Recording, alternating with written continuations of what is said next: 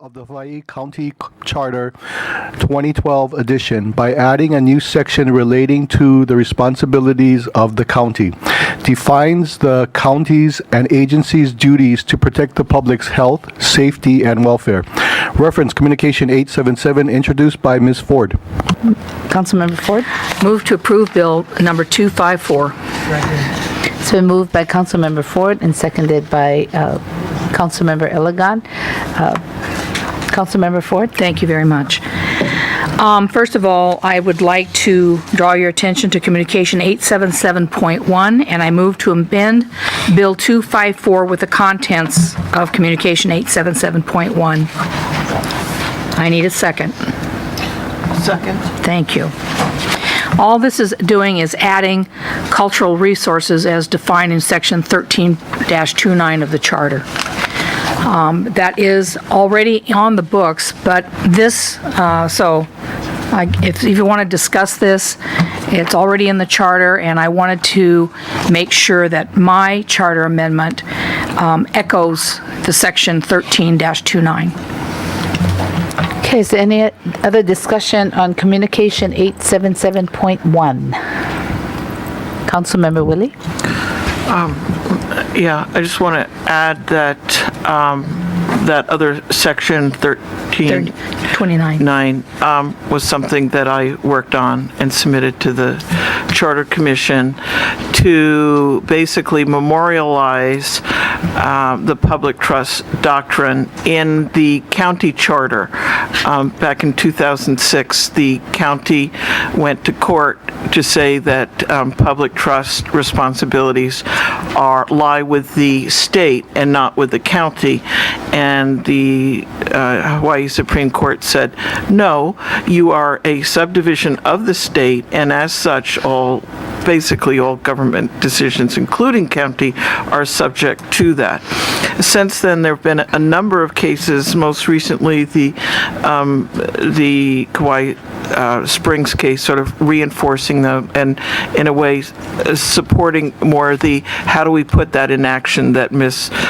Ford is doing. So the main difference between the section that I worked on and asked is in her original communication is that it includes both natural and cultural resources. And this was something that we worked on with the Charter Commission, that it is important to add that and recognize that basically, in my mind, that our responsibility is not just to the current generation, but current generations and future generations in terms of being like stewards both of natural resources and cultural resources. So I support the amendment, and if it is not included, it would in a way make two provisions in the charter somewhat in conflict. Any other discussion? No other discussion. Okay, before we even go to a vote, I just want to say that I felt that this may create some limit. we're on the amendment. Oh, I'm sorry. I'm Yeah. sorry. I'm sorry. I'm the one that is controlling this meeting. And I'm point of order. Okay. Thank you. Yeah. Okay, so no discussion on the Communication 877.1. We're going to do a voice vote on Communication 877.1. All those in favor say aye. Aye. All those opposed? Okay, so Bill 254 is now amended with the communication, with the contents of Communication 877.1. So on the main, so now we're on Bill 254 as amended. Councilmember Ford. Thank you. Now we'll get into the meat of the bill. You've all heard, you all understand that the county's responsibility, number one responsibility, is public health, safety, and welfare. We've been listening, certainly for this council, for 17, 18 months, from the public saying, you're supposed to be taking care of us, and why are you not doing what we think you should be doing? Okay, whether you agree with that statement or not, that is what we've been hearing. And frankly, that's what we've been hearing for the last 3 terms prior to this. And it has to do, in maybe today, it happens to be public health, safety, and welfare, but in past terms, it's been environmental issues and cultural resources and natural resources. So I've added the information into the charter through this Bill 254, and the reason I'm doing it is because I think there are way too many lawsuits leveled against the county for mistakes that we make. We, the county, make, not we, the council, necessarily, because mistakes can be made in the legislative branch and they can be made in the administrative branch. And sometimes the lack of clarity in some of these issues causes people to sue each other over the issue. It doesn't even get involved in the county to some degree, or to a great degree. They're suing each other because we haven't done our job. As was mentioned earlier, about 60 nations use the precautionary principle. They have governmental bodies like ours, most of them anyway, controlling this type of thing. We all know, just based on the public, well, certainly on the GMO, which I never even considered GMO when I wrote this bill, believe it or not, the corporate dollars coming in to control the way people vote is overwhelming. We get 70, 80, 90% of the public saying we want X, and we can't get X past a particular council or a state or whatever. But primarily, I wanted to reduce the lawsuits. I would say the last 3 or 4 cases that have gone to the Hawaii State Supreme Court, and Margaret mentioned one of them, Kauai Springs, are now coming back with the Hawaii State Supreme Court saying you have an affirmative duty to do these things. And yet we have council members, past, present, who say, it's not my job. Or we have commissions who say, it's not my job.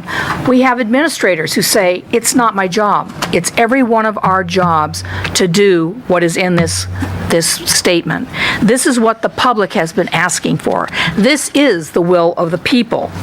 So I've defined precautionary principle in the Public Trust Natural Resources document so that you can see it. And I have further gone on and stated for the public record, it's the affirmative duty of any agency and the council to protect the public health, safety, and welfare. Obviously, it isn't clear enough for some individuals.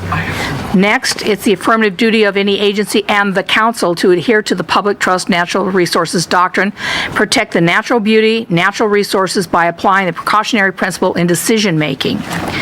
Let me just make a comment on the precautionary principle. You've all read things against the precautionary principle, how it's going to basically stop the world in its tracks. I am not that kind of a person. I do not believe that using your brain and the precautionary principle is going to destroy the world or even Hawaii County. All this means is you've got to consider all these things, and then you've got to balance them. And the balance has to be on the side of protection. And then the next one is a really big one. And we saw this just a couple of weeks ago, maybe within the last month, where applicants turn in an application for something, whether it's a permit, a rezoning, a subdivision, whatever, and they don't really give the story. They're not telling us the truth. They're not telling the council the truth. They're not telling the administration the truth. But the public comes up and tells us the truth. Over and over again, for the past 7+ years, I've heard people from the administration come in and say, we have to trust them. It's their application. We have to trust them. No, you don't. You don't have to trust them. It's our responsibility. It's our affirmative duty, as we keep getting told by the Supreme Court, to make sure these things are accurate. Now, I'm not talking about going out and resurveying land. I'm not talking about re-engineering a wastewater treatment plant. Those are not our responsibility because we don't have the qualifications to do that. But when they come up and they say, oh, this particular parcel is just nothing but old scrub Keawe trees, and you find out that it's filled with indigenous species, endangered species, that's the kind of thing that we need to be looking at. And to have anybody from the county administration or legislation say, it is not my job to make sure that the application is correct. It's not my job to protect the public safety. That's where we are running amok here and amiss. And we need to change that, and we need to clarify it in the charter. That's what the people have been asking for almost 8 years that I have been on the council. Thank you. Councilmember Willie, and then I'll go. To start with, I have one question for Ms. Ford. Go ahead.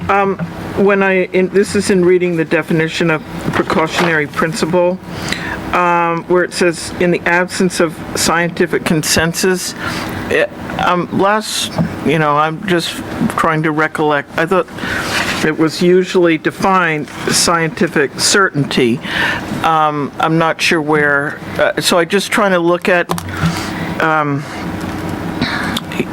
sort of where you got the wording for scientific consensus. Anyway. I pulled it out of a book that I happen to have, but I got to tell you, when you say scientific certainty, that gives you zero room to move, because there are people who still believe the earth is flat, and they will give you all the reasons why it's flat. I don't know that you can get scientific certainty, but I think you can get scientific consensus. I wanted to err slightly on the certainty issue. And that's why I chose that word. If the council is not comfortable with it, we can change that word. Okay.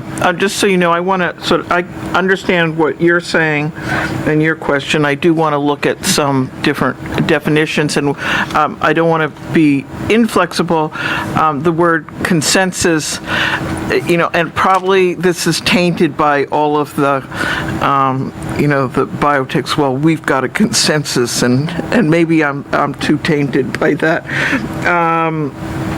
And we've got more scientists than your scientists, and et cetera, kind of thing.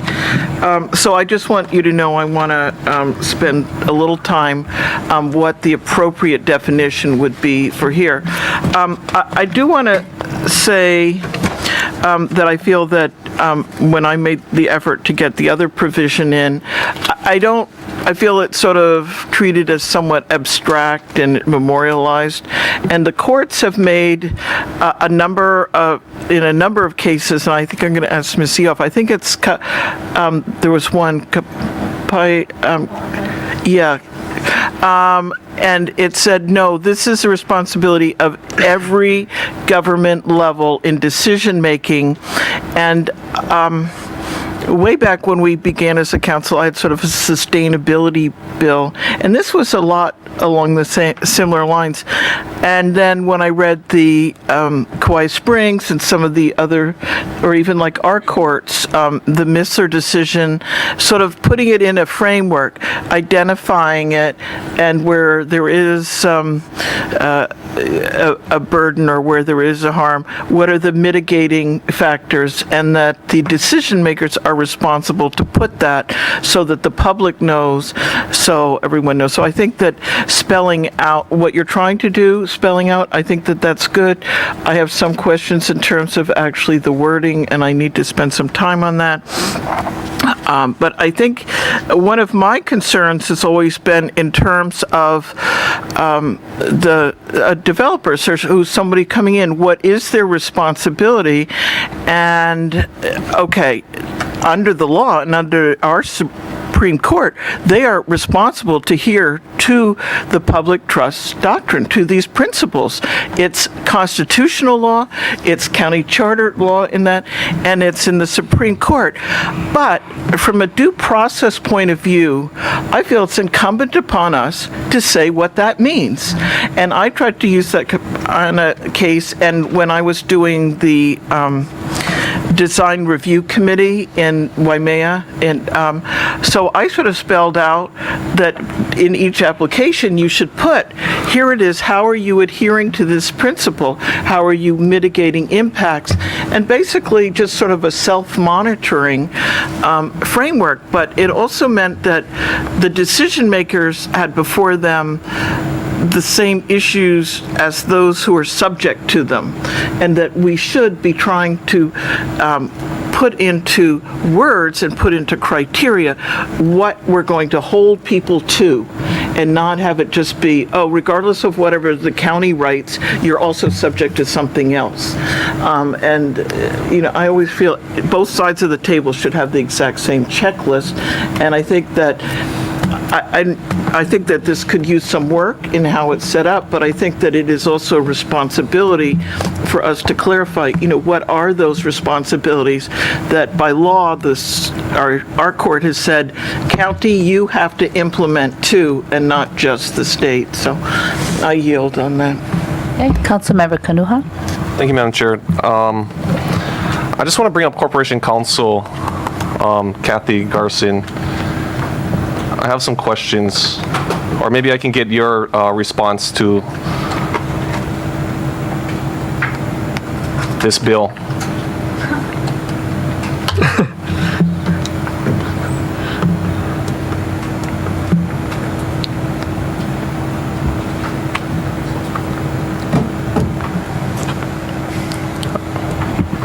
Assistant Corporation Counsel, Catherine Garson. Sorry, this is what happens when you go paperless. You have to carry your computer around. A heavy one at that. Having some paper in front of you. Do you have a specific question? I was going to ask, it's kind of broad, but I can get more specific. I'm trying to see, what protections we have already. I know there's already articulation of cultural natural resources doctrine. There's articulation in the precautionary principle. There's articulation in the public trust doctrine with case law, our state constitution. I'm just trying to see where this is all headed. How if we're not already doing that, we'd be breaking the law. So I'm just trying to see what's the need kind of these amendments within our own county charter. Whether it's trying to be more specific on what we can and can't do. Sorry, that's a whole range of things. I'm just trying to see Well, obviously your public trust duties already exist. They already apply via the Constitution to both the state and the subdivision. So you are obligated already to apply public trust principles. When I read Ms. Ford's charter amendment, I guess some of my concern was that it doesn't mirror actually what the case law currently says about what those duties and responsibilities are. And I think one of the things that Councilman Willie brought forward is one of the differences. So the precautionary principle, as it first came out in the inmate water use permit, they usually call that the Waihole number 1 case. It does talk about its lack of, I wrote it down, lack of full, hold on. Make sure you get close to the microphone too. Sure. The way it's stated differently. So the way it is in that case is where there are present or potential threats of serious damage, lack of full scientific certainty should not be a basis for postponing effective measures to prevent environmental degradation. So that's a quote from the case. That's what we have to adhere to now. That's what, would be in our briefs about that doctrine. What her definition is just different, and so you just have to realize that it's different. I think she acknowledges that it's different, but you do too. So it seems to be an expansion from the full scientific certainty to consensus. Then, let's see, public trust principles to what's in your charter is an expansion of what is in what's actually in the state constitution. Added the cultural resources, so there's that.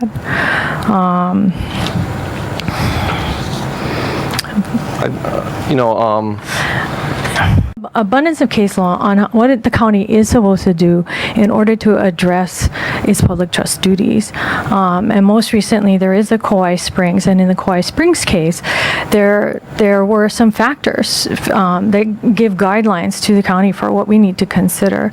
So the case is still, it's determined not to be unpublished. There might be a motion pending or something like that, but it does give it gives an articulation of all the factors we need to consider. I guess my fear is that, what happens if there's a charter amendment that is different from what the courts are telling us? I mean, at that point, we have inconsistent laws that we're supposed to, apply.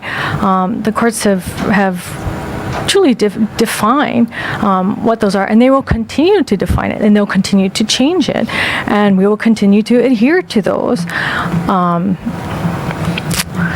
So right now, what you're saying is this, how it's written currently is somewhat inconsistent with what case law that has already gone through, and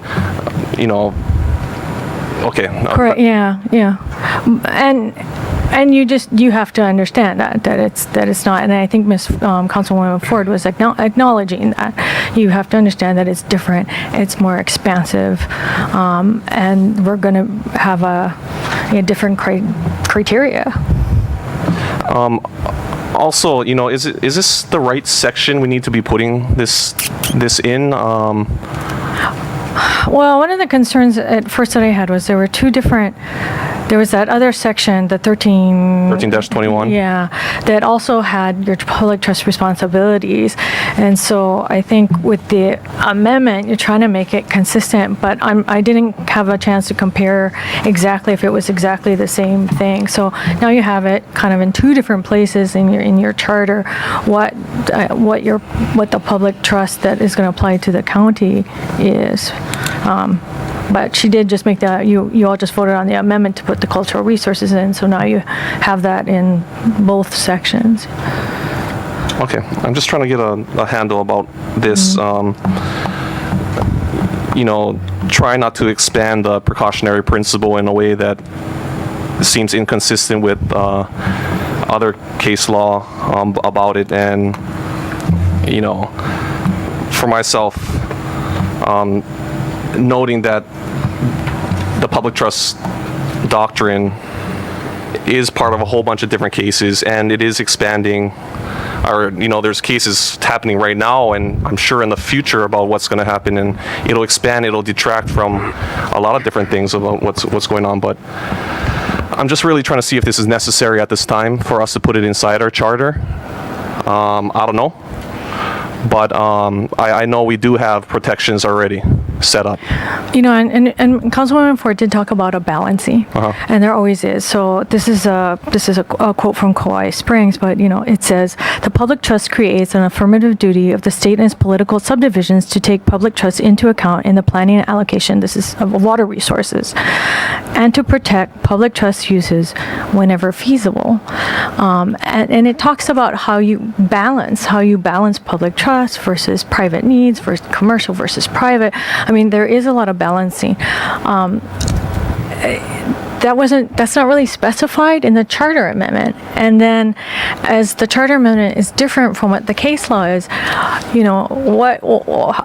are we going to apply those balancing principles now, consistent with the state law and how that's been interpreted, or now we have this new law, and I'm just not sure what to do with that kind of inconsistency. You're completely right in that the balance is really important. When things come up, it becomes part of that. It does come in front of the council, and we're supposed to balance that interest and what's best for the community, what's best for our island, what's best for the water, or whatever it is, not the water, but as a council. But so I think it's incumbent upon us to make sure that those public trust doctrines are incorporated with every decision we make, and that's how I thought it was. Okay, well, thank you. Yeah, and I just have one more comment. You know, I know that there's also the provision about what's contained in an application, or there was one provision here dealing with you should have this in an applicant. And when I read that, I was thinking, is this more something that you would like to put in the code? I mean, is that something that belongs in the charter where you're talking about specific requirements to put in an application? When I read it, it seemed, to be something that you would rather put in your code than in a charter amendment. It's supposed to be a sort of a broad brush talk about county government and how you want to set it up, as opposed to code requirements. Thank you, Ms. Garson. I'll yield at this time. Okay, Councilmember Kern, and then Councilmember Elegant. Thank you, Madam Chair. Yeah, I was kind of having some of the similar concerns as Mr. Kanuha. I think you've done a good job of answering those. I think with the amount of lawsuits that we have had out there, not to say there's been a tremendous amount, but what we have had out there has actually turned out to be a good thing because we were able to be guided in that way. And something that was interesting when I was talking to our previous corporation counsel, Mr. Ishida, a long time ago, talking to him about lawsuits, he's like, lawsuits aren't necessarily a bad thing. We try to avoid those, but they give us further questions are answered through that, and we get more guiding principles, and it takes it away. My concern with this is it's going to open up a door for more challenges. It's going to, people could challenge. I think this goes specifically into development.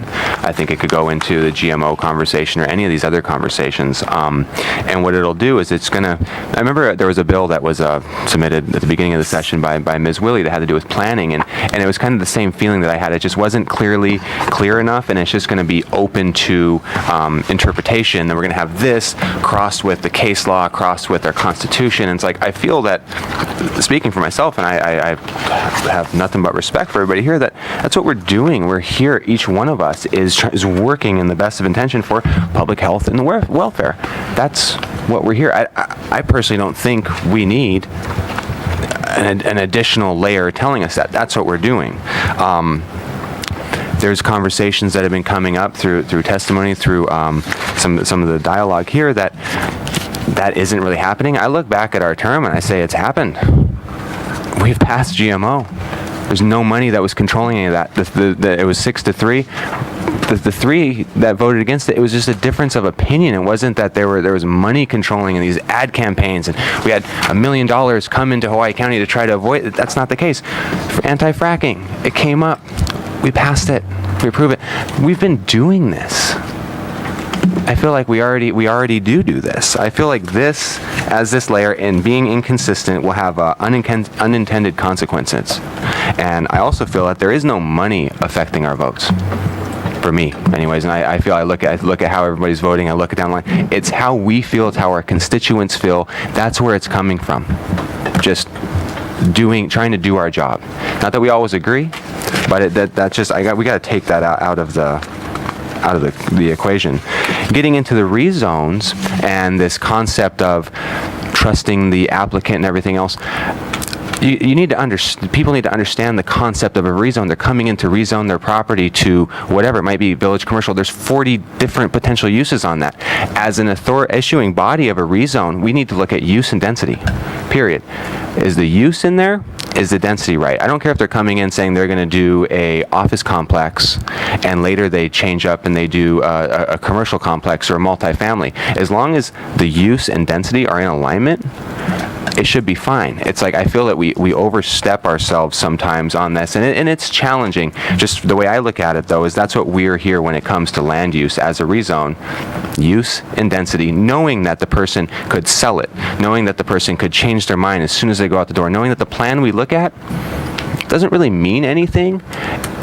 Is the use fit with the general plan? Is the density decent? And of course they have to follow all of our county, state, and federal laws that protect us against fire issues, road issues, all these various things that each one has to go through. So I'm not going to support this right now for that reason. If we didn't have anything with the case law, if we didn't have anything with our state constitution, I would say, yes, we need this and let's work on some of the verbiage here. Since we have that, that's what we're supposed to be doing anyways. I feel that this would be, one, redundant, and two, the way that it is right now would have unintended consequences. And if there was a big issue with council members or how we're doing it, maybe we need to do that, but I don't see it. I see everybody here just trying to, even though we differ in opinions sometimes, we're just trying our best to do the best thing for the people of Hawaii Island and Hawaii Island as a whole, always keeping in mind public health, safety, and welfare in our environment. And that's what we've done. So with that, I yield. Thank you. Councilmember Iligan? Thank you, Madam Chair. May I ask the introducer, Councilmember Ford, a question regarding her charter Sure, amendment? if she's willing to answer. Could you just give me the main reason why you brought this up?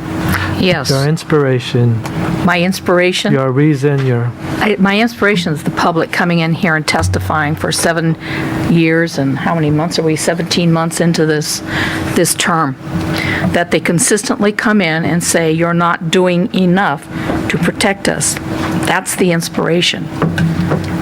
That's it. I want the public to be protected. And I have no problem tightening up this bill.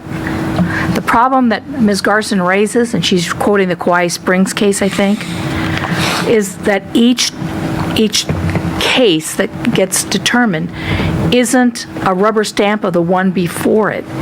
The wording will change between the cases somewhat.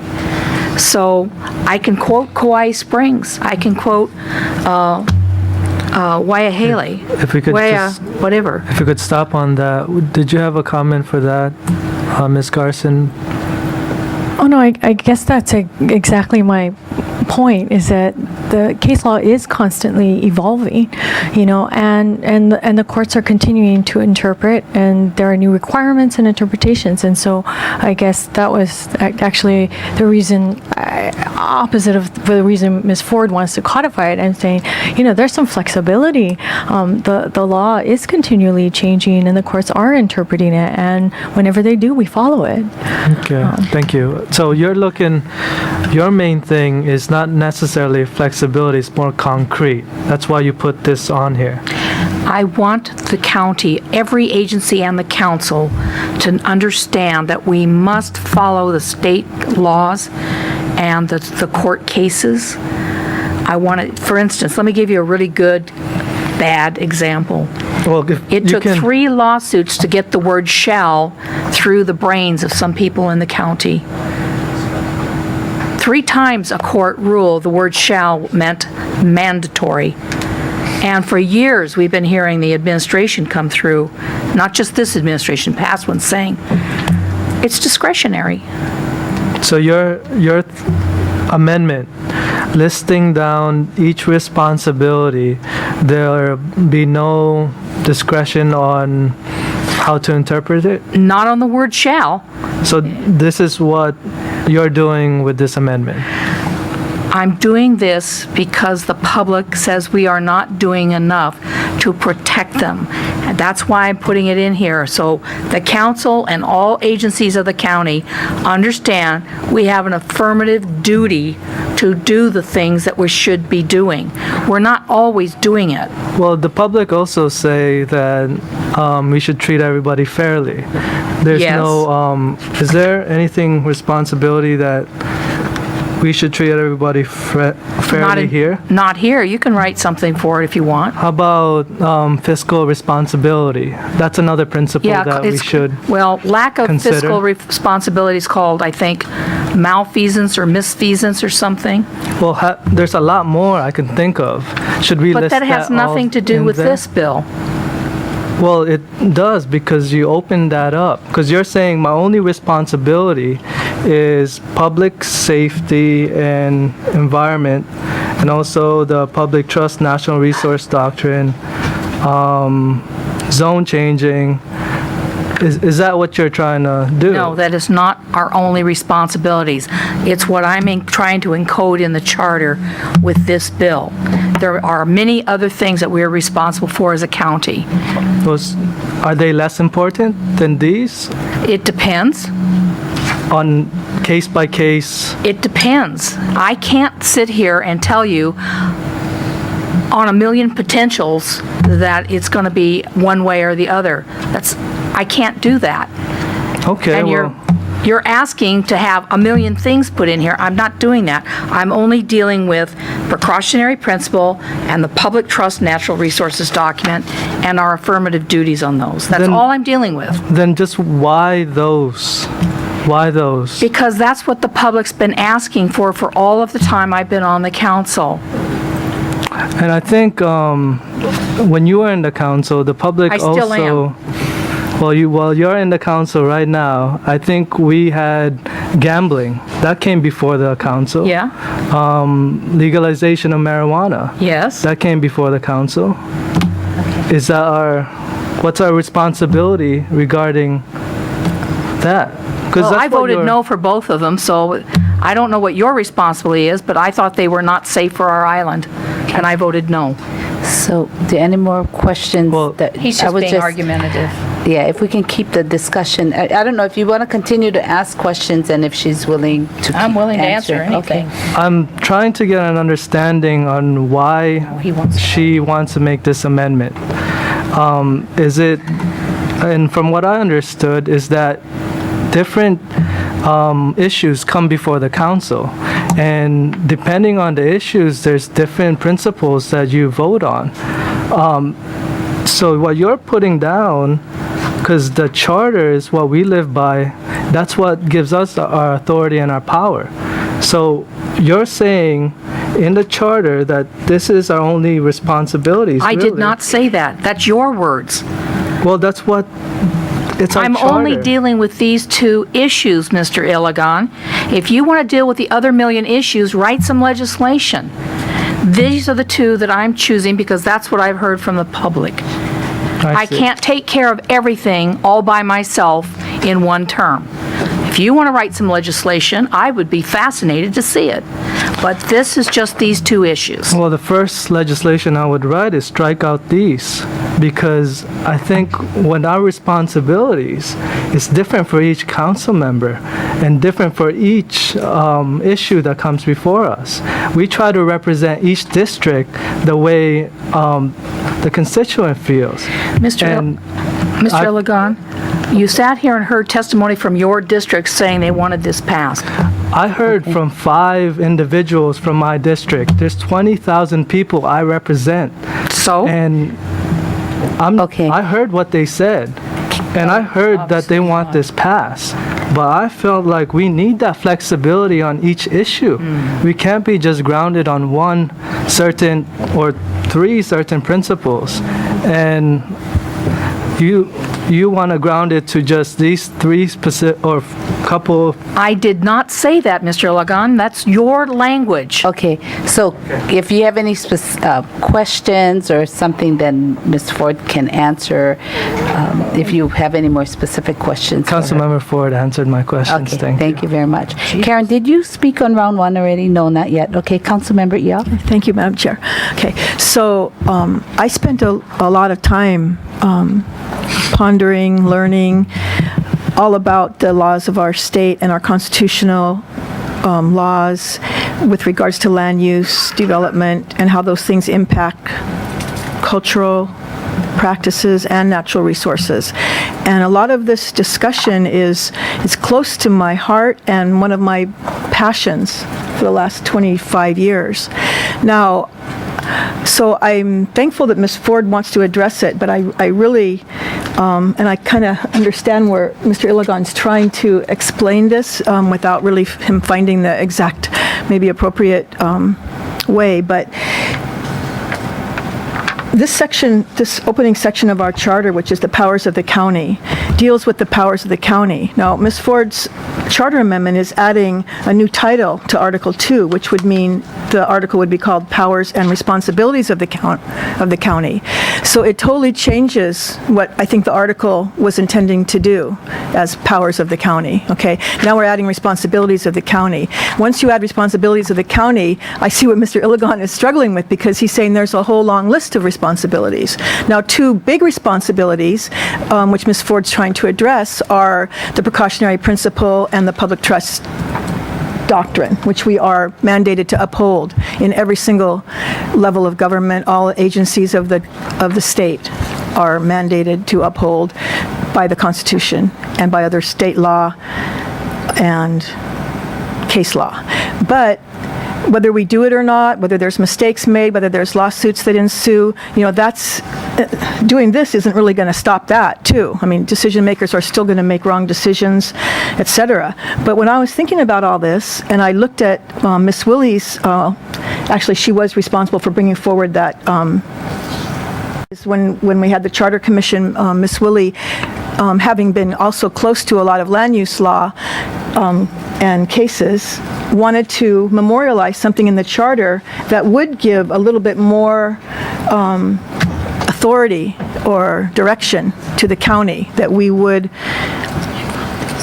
be required to consider the conservation of natural and cultural resources. And this statement in section 13-29 comes really close to, an overarching principle for the county. So I was just thinking, if the precautionary principle is something that we wanted to put in, why wouldn't we just add that to this section 13-29? Because all the stuff that Ms. Ford's doing in this Article 2, I don't really think belongs under powers of the county either, especially as it goes into, the zoning information and these definitions. I think there's some simple statements in here that are very true, that little B and C. It is the affirmative duty of any agency and the council to protect the public health, safety, and welfare, and it is the affirmative duty of any agency and the council to adhere to the public trust natural resources doctrine and protect natural beauty and natural resources by applying the precautionary principle in decision making. Those two statements make sense. I don't think they belong within this whole change here. I think if anything, and I don't really feel compelled that we need to do it right now, but if anything, I can see where we might want to consider at some time adding precautionary principles in decision-making to section 13-29. And that's kind of where I'm right now with it, especially based on what you've said, that some of the definitions stated here are not consistent. I think the charter doesn't need to be cluttered with this. In fact, after the court cases that I personally worked on, what we had to do to legislate it was to make rules. We had to make rules for cultural impact statement law. We had to make rules for OEQC. I mean, there's some things that have to happen through rulemaking. I don't think they can all be part of a charter, which is more of the overarching governance constitution of our county. So it's not that I'm opposed to what Ms. Ford is wanting to protect, and I think that people want us to protect, but I don't really agree with this exercise right here. So, thank you. Can I just make one comment? To my knowledge, I've only seen the precautionary principle outlined in the case law with respect to water resource and water resource management. So I'm not sure that in Hawaii, I'd have to research its applicability to the protection of other resources. I have seen it in the water resource cases. With Hawaii case. Yeah. Correct. Thank you. No. Okay, thank you. Councilmember Willie? I think a lot of good points have been brought up. I would like to say that when I brought this matter up to the Charter Commission, they wrestled with where it should go and worked under general laws. I do feel a little bit like it's a conflict, like how does this play, and does this mean we should be taking the Section 13.9 out. It did pass with 67 or 69% of the vote. So I think one of the reasons that I kept it the way I was, is to sort of give, as Ms. Eoff said, sort of an overarching, we as a county are responsible to this. And it might be, if we decide we don't want this in the charter, sort of think about what Councilmember Kern said on one of the earlier legislation, that maybe we ought to look at putting this in more into our code, and keeping some of that, so the notice, putting people on notice would be there, whereas we're not putting something in the charter that may not pass, and then what does that mean? And providing there. I know I worked on this when I was on the South Kohala CDP and wrote a whole thing on the precautionary principle, and we ended up not putting the words precautionary principle into the charter, more because everyone said it's inherent in it. Are you saying it's something distinct? So again, I'm not saying no, I support everything, but I'm just trying to, especially that people should understand the charter is our constitution. One of the problems is that we are get our authority from a state statute. Many states have it by the counties get authority by the Constitution. So in terms of health and welfare, I feel that we as a council work really well. And some people don't always agree with me, but we do. We bring all those different attitudes. One of the things I just want to say with respect to the questions that Councilmember Iligan brought up, I sort of look at this in terms of keeping in mind that our duty is towards current generations and future generations, sort of the long-term protection of natural resources, the long-term protection of culture, and that if you were to look at it's not just short-term economics, it's long-term economics, it's also the environment and cultural welfare, that all of those things come into play. So it doesn't take out sort of the whole idea of fiscal responsibility. So I'm just really trying to raise concerns. I also think what Ms. Garson is saying, how the law is moving. This is a cutting edge issue. There was a recent U.S. Supreme Court case talking about some sort of, private property issues, and where does this play into, what should be the responsibility of the government, whether it's eminent domain, I forget what context it was in, but somewhat bringing up those same issues. And I know when I worked on it in our CDP, our South Kohala CDP, I wrote this section on that. And, I put we must be mindful that if a privately owned resource is of significant value and it's worthy of preservation for the benefit of the community at large, that it may well be appropriate for the community to compensate that property owner for the loss in value, and it goes on. But all of this does go into it, and these cases are adding on. So I just want to say, even if we don't pass this, I feel that the section I wrote, I didn't write it all. It was, we all put into it, and I was really glad there's Hawaiian words and not just all of my,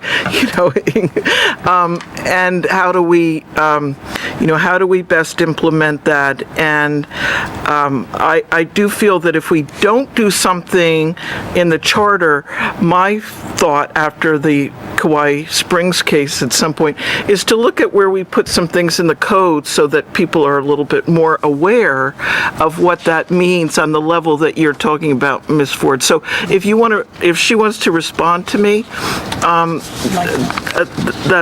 that's fine. But I think that it is in the charter.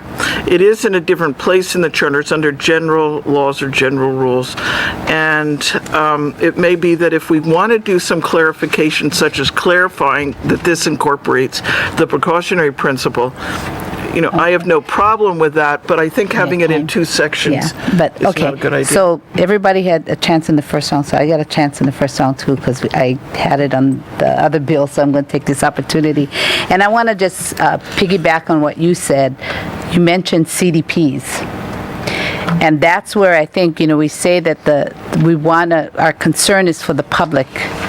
the CDPs is in their control, our community. I mean, 7 years ago, it didn't exist, and now it says a community development plan shall be adopted by the county council as an ordinance, giving the CDP the force of law.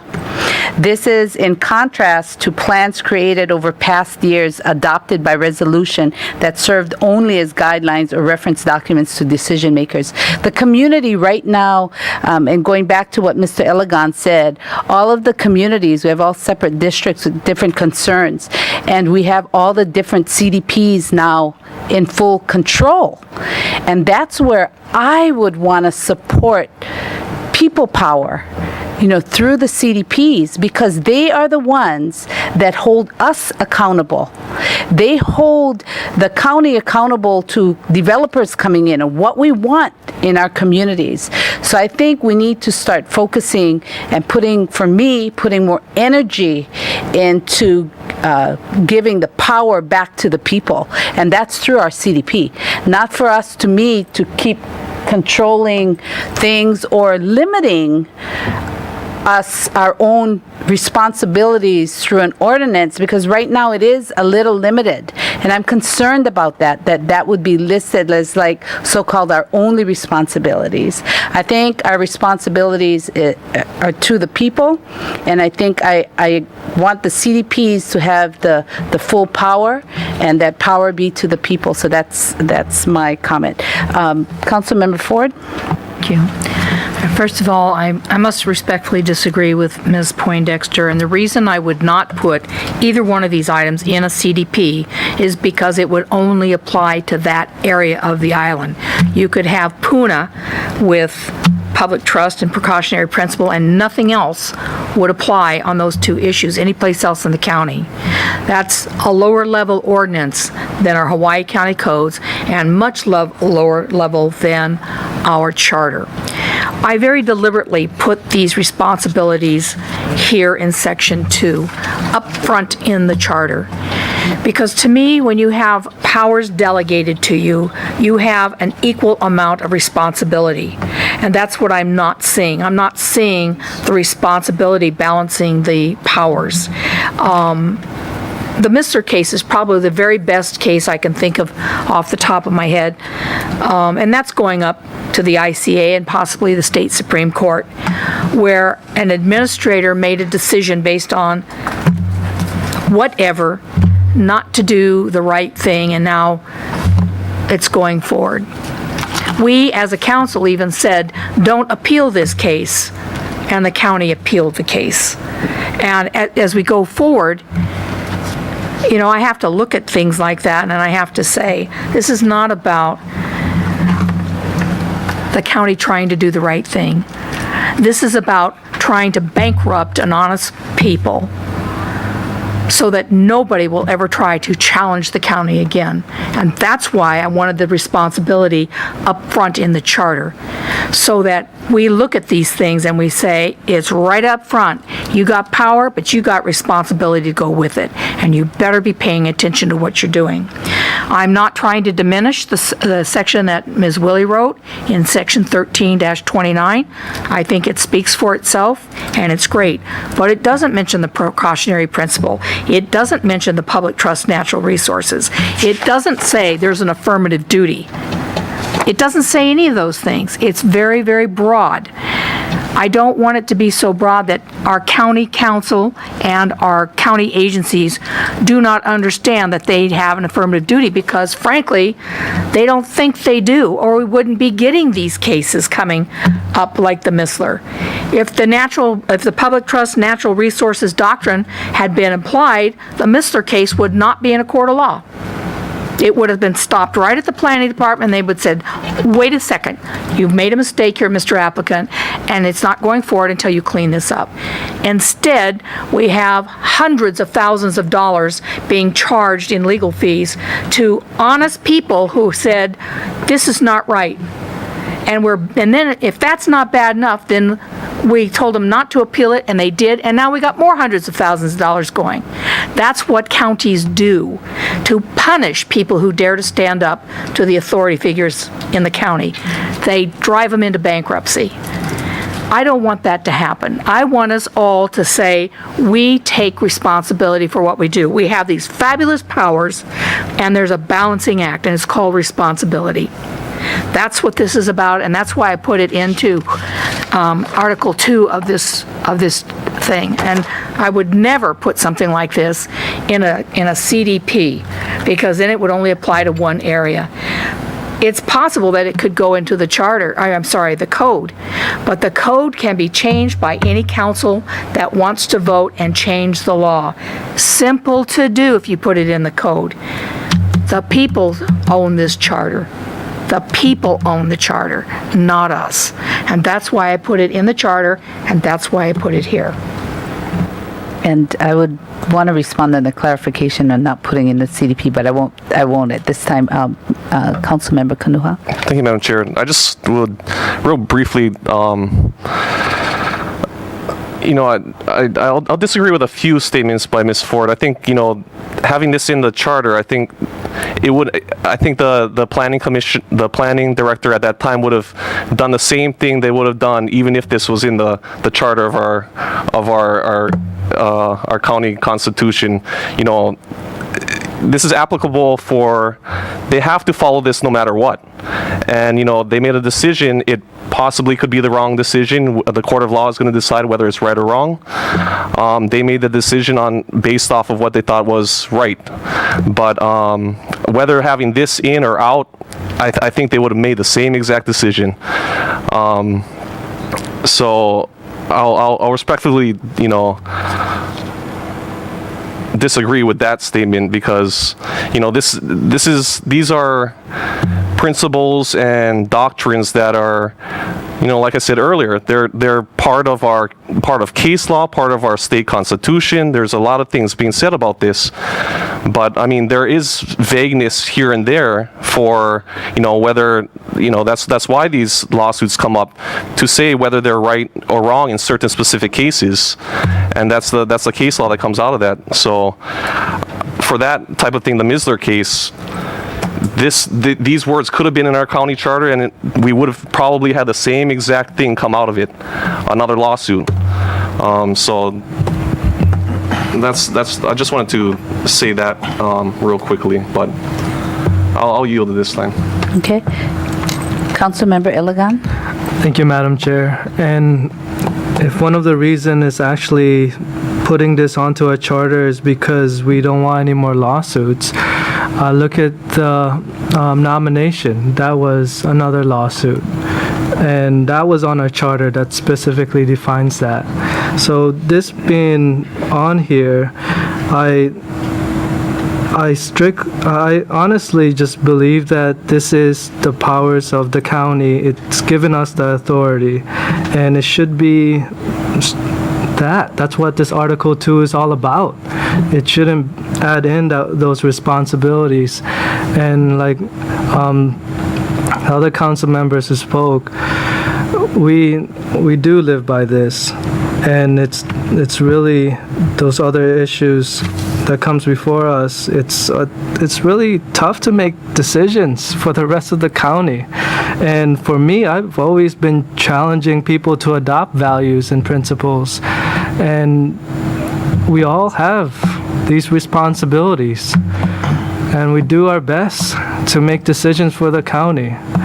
It's a tough job, but this is not the right place for it. And I will not be voting for this. Thank you. Councilmember Kern.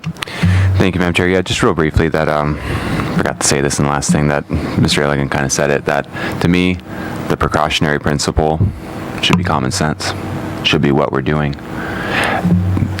And you can make your faces at me, Ms. Ford, that's fine. What it comes down to is, it's subjective.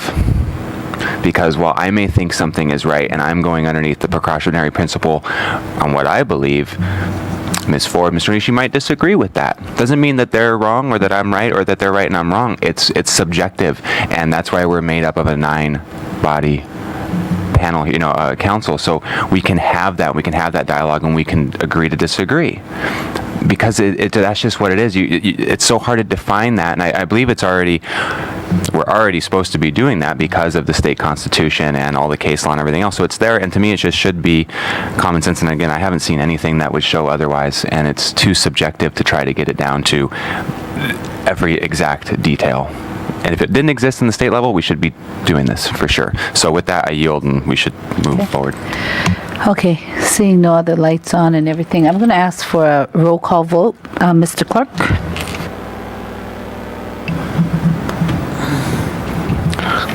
Bill 254 as amended. Ms. Eoff? No. Ms. Ford? Aye. Mr. Iligan? No. Mr. Kanuha? No. Mr. Kern? No.